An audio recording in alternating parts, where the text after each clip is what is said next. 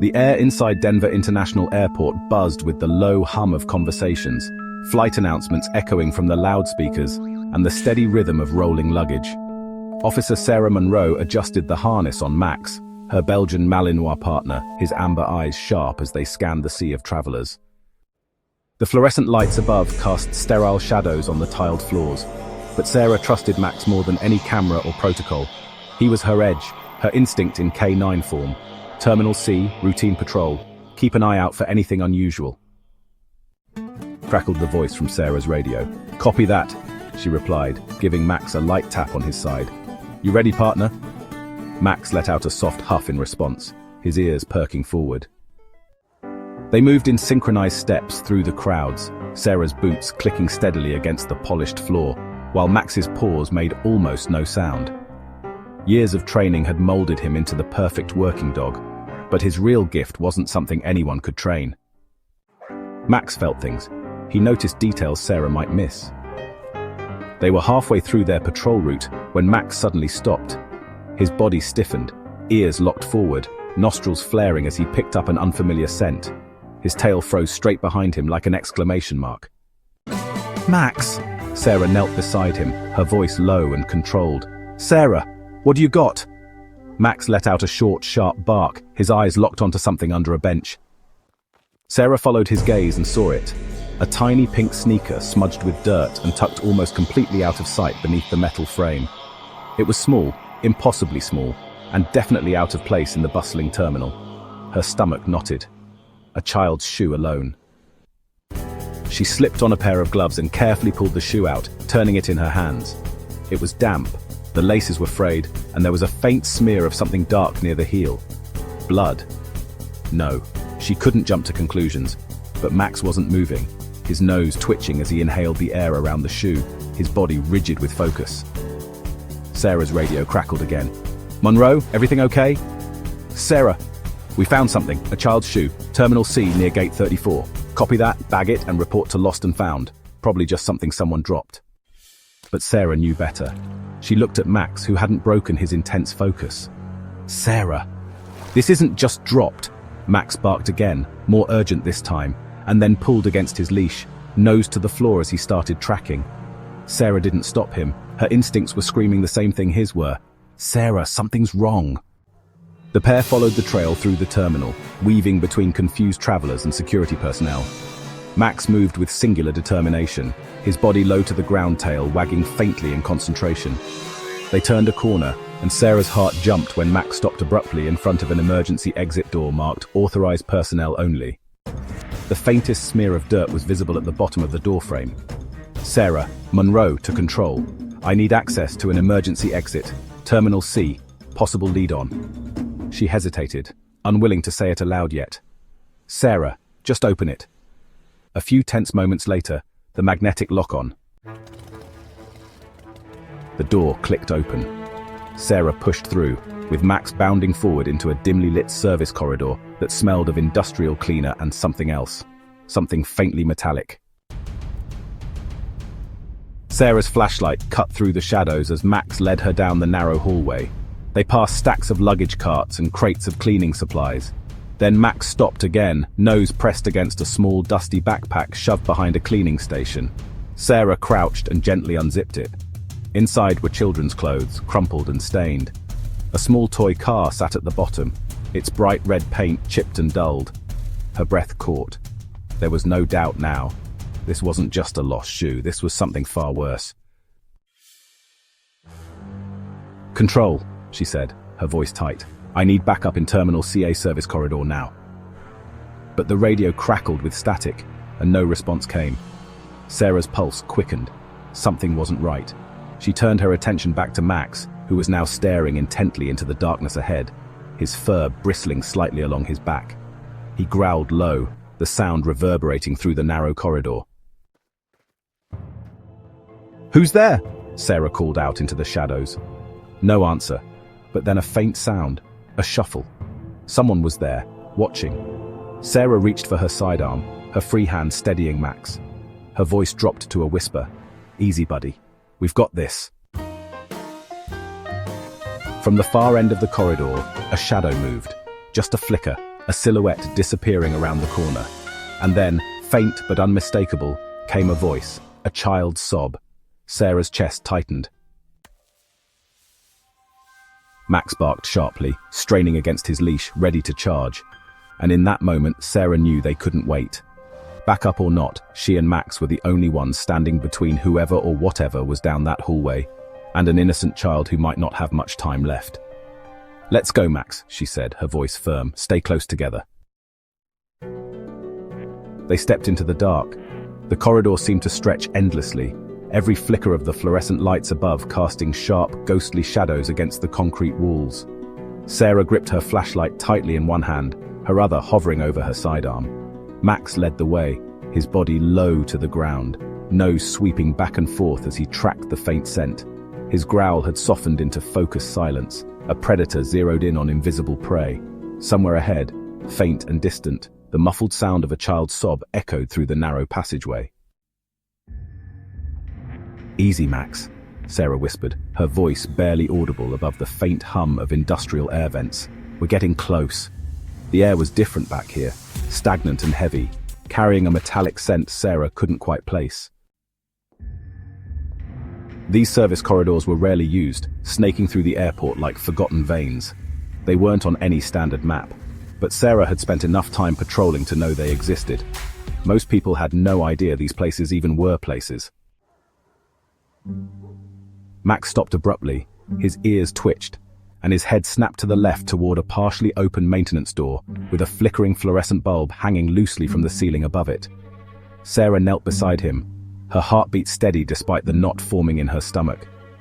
"You smell something, boy?" Max didn't respond, just stared at the door, his tail frozen and his body coiled tight like a spring. Sarah pushed the door open gently, wincing as the rusted hinges groaned in protest. Her flashlight cut through the darkness, illuminating a cramped storage room filled with mop buckets, cardboard boxes and cleaning supplies. But in the corner, something caught her eye. A blanket, small and colorful. She moved forward carefully, her boots barely making a sound on the concrete floor. Max followed, his nose twitching furiously as he crept closer to the blanket. And then Sarah saw it. A tiny, trembling figure curled beneath the fabric. A child. The little girl couldn't have been older than 5. Her hair was matted, her cheeks stained with tears, and her tiny body shook with silent sobs.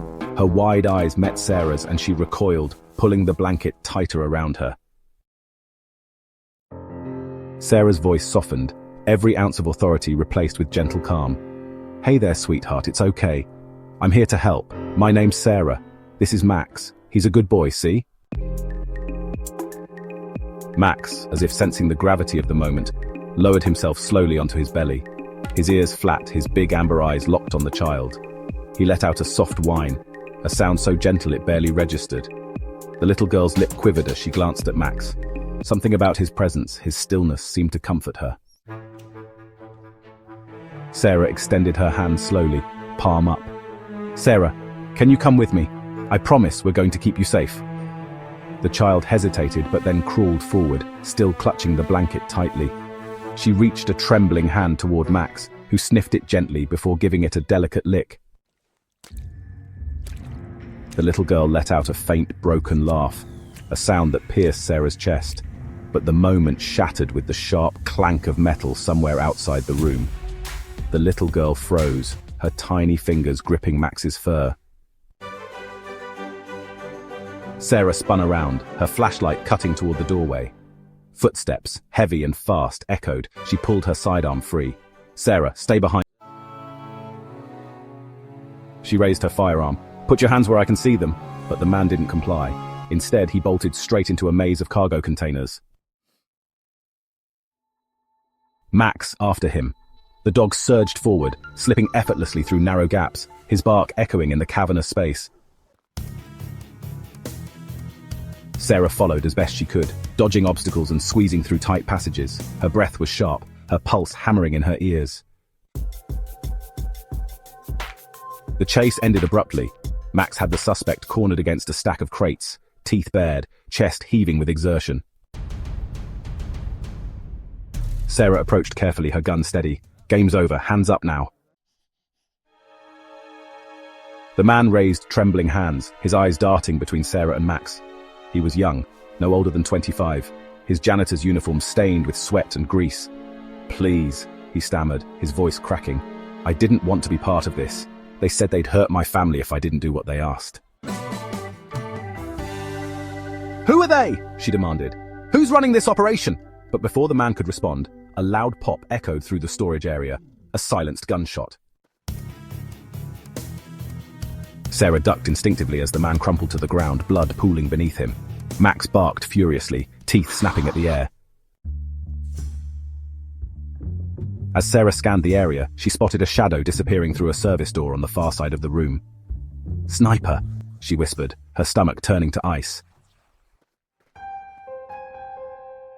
She knelt beside the dying man, her gloved hands pressing uselessly against the gunshot wound. His lips moved faintly, and Sarah leaned closer. "Locker 472, he rasped, before his eyes went glassy, his head lolling to the side. Sarah exhaled sharply, her jaw clenched against the rising anger and helplessness swelling in her chest. "Max, let's move." They exited the storage bay and emerged into the terminal staff locker room area. Rows of grey metal lockers stretched down the narrow space, each one identical to the next. Sarah's flashlight flickered over the numbers until she found it. Locker 472. The metal creaked as she opened it. And inside, a single file folder sat atop a stack of neatly folded janitorial uniforms. She flipped it open and her blood ran cold. Photographs, names, flight schedules, children. It wasn't just one victim, it was a system.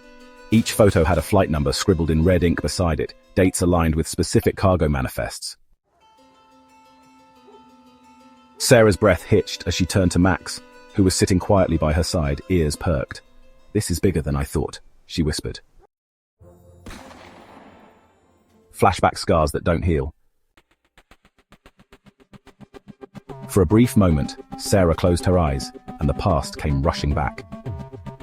3 years ago, a nighttime raid in a derelict warehouse on the outskirts of Phoenix.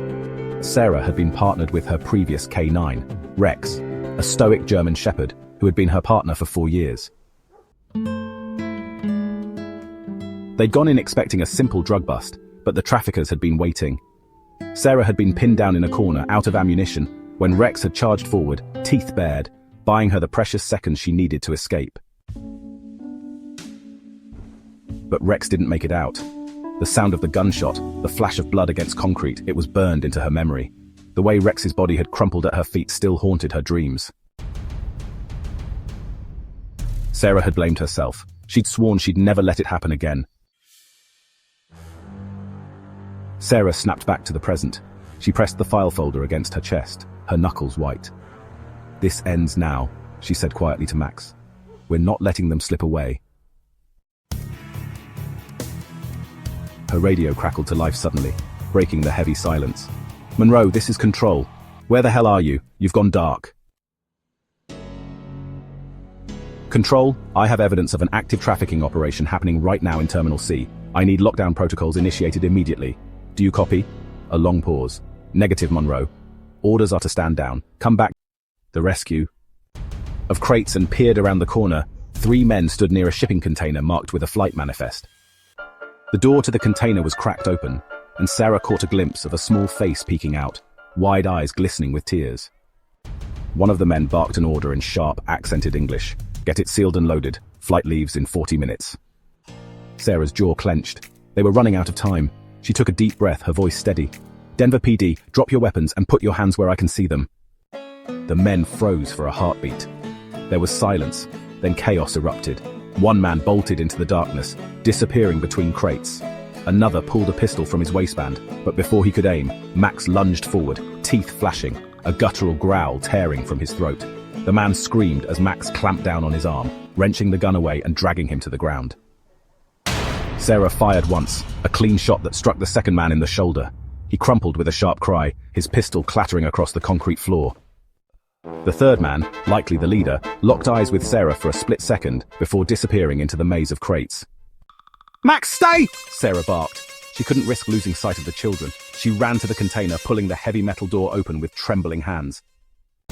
Inside, 3 children huddled together, their faces streaked with tears and dirt. "It's okay," Sarah said, her voice breaking slightly. "You're safe now. I'm taking you out of here." Max stood guard at the container door, his chest heaving, his teeth bared as he scanned the darkness for movement. Sarah radioed for backup, her voice trembling as she barked instructions. "Control, this is Monroe. Immediate assistance required at Cargo Terminal B. I have 3 child victims in custody.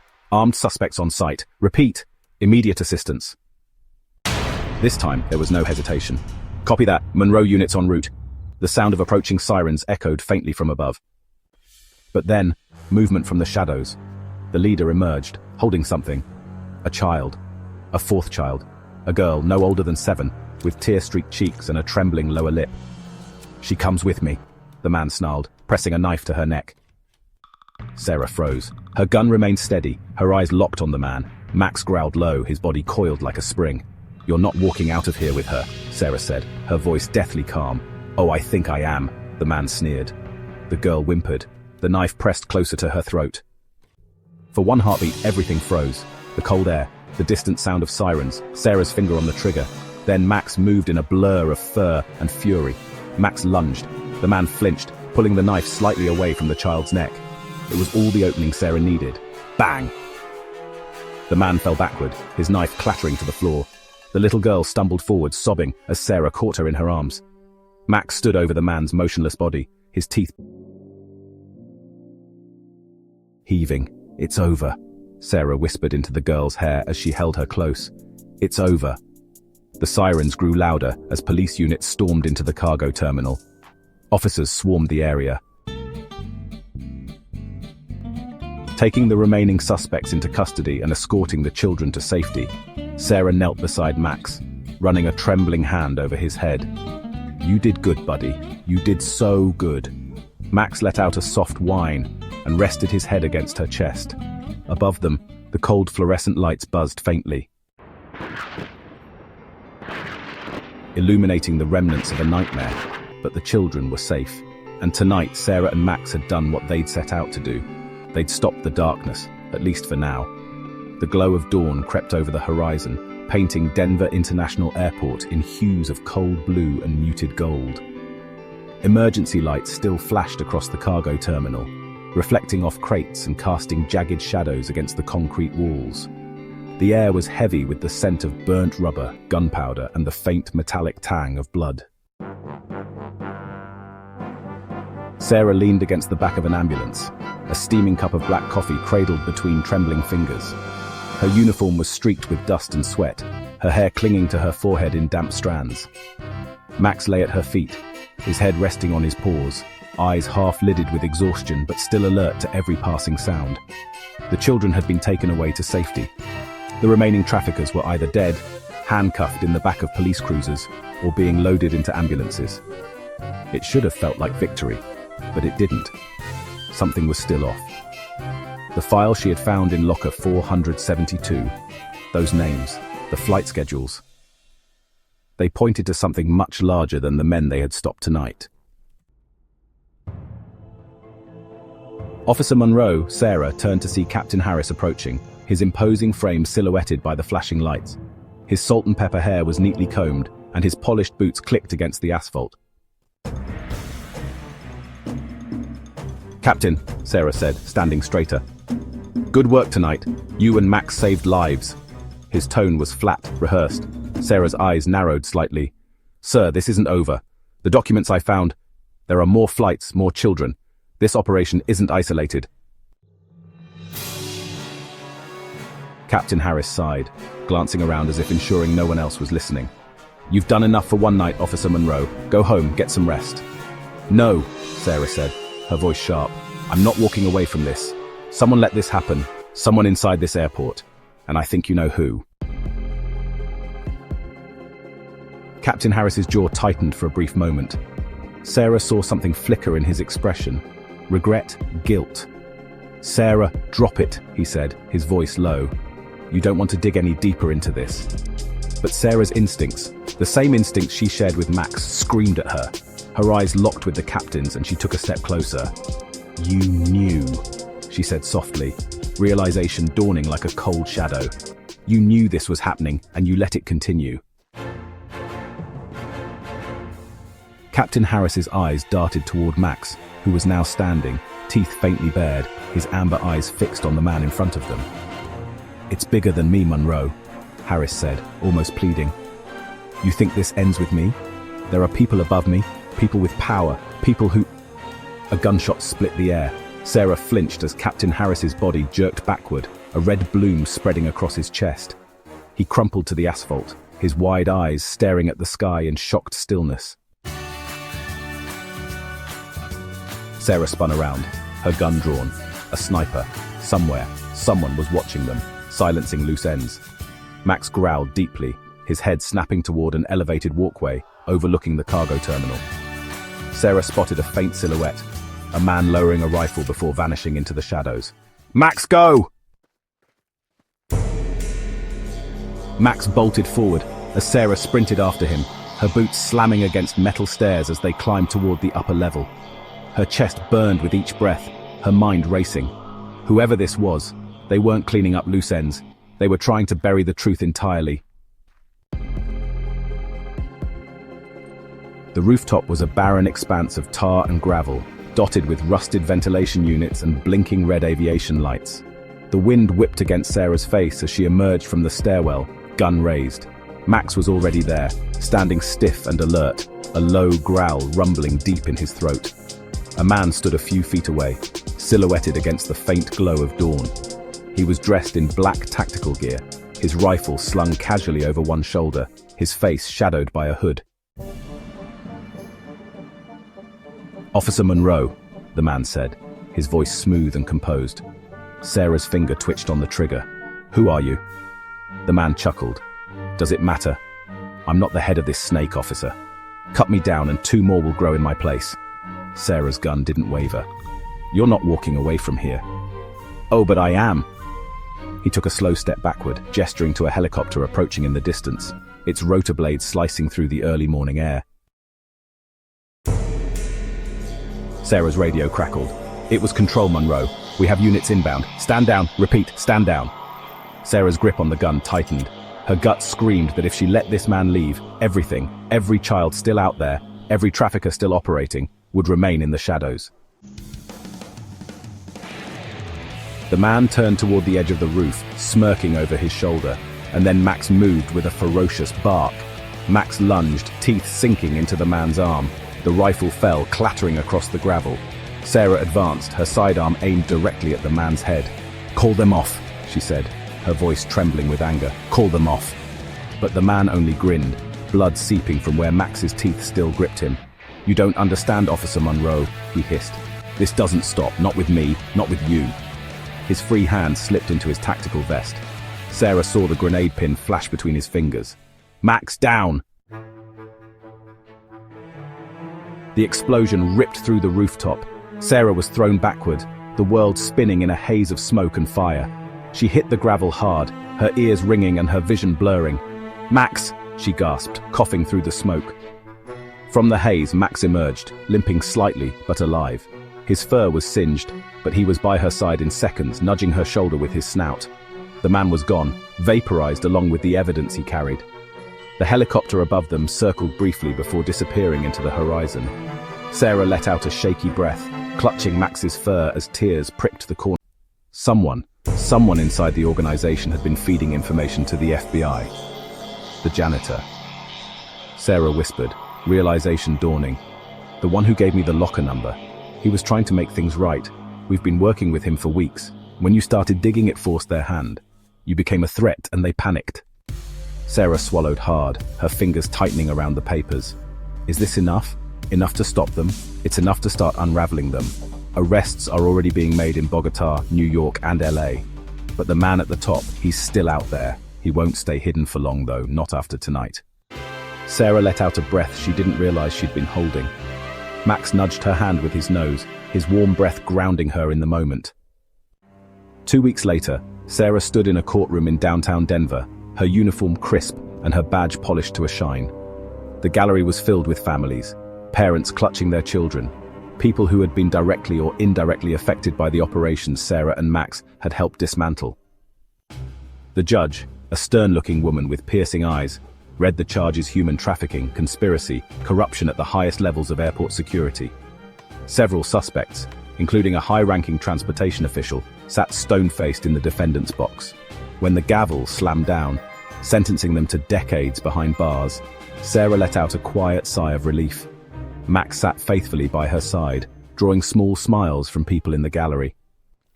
Outside the courtroom, a young girl, one of the children Sarah and Max had rescued, ran up to them. Her bright pink sneakers were unmistakable. "Hi, Max," she said shyly, clutching a small stuffed dog in her arms. Max's tail wagged furiously as he gently sniffed her hand before pressing his head against her chest. The girl giggled, and her mother, tears streaking her face, mouthed a silent thank you to Sarah. Sarah knelt beside Max and smiled at the girl. "You're safe now, sweetheart. That's all that matters." A month later, Sarah stood in her modest backyard, the crisp Colorado air filling her lungs. Max was rolling around in the grass, his usual alert posture replaced with pure, unguarded joy. It was the first time in weeks Sarah had seen him so relaxed. Her phone buzzed in her pocket. It was Detective Reyes. "They got him," he said without preamble. "The head of the Snake, a sting operation in Panama City last night. He's in custody." Sarah closed her eyes, a wave of relief washing over her. "It's over for now, but the world's always got more shadows, Monroe. Take the win. You and Max earned it." She hung up and looked out over her backyard where the sky was painted in shades of orange and lavender. Max trotted over to her and dropped a well-worn tennis ball at her feet, his tail wagging expectantly. Sarah laughed softly. "You never stop, do you?" She threw the ball across the yard, and Max tore after it with all the energy of a puppy. As he bounded back toward her, Sarah felt something she hadn't in a long time. Peace. Her phone buzzed again, a text this time. "Commendation ceremony, 10 a.m. tomorrow. Don't be late and bring Max." She smiled, tucking her phone away. Tomorrow would be for medals and applause, but today was for them, for her and Max, the unshakable bond that had carried them through the darkness and into the light. As the sun dipped below the horizon and shadows crept across the yard, Max returned with the ball, dropping it at her feet once again. His amber eyes locked onto hers, and in that quiet moment, they both understood something profound. They weren't just partners,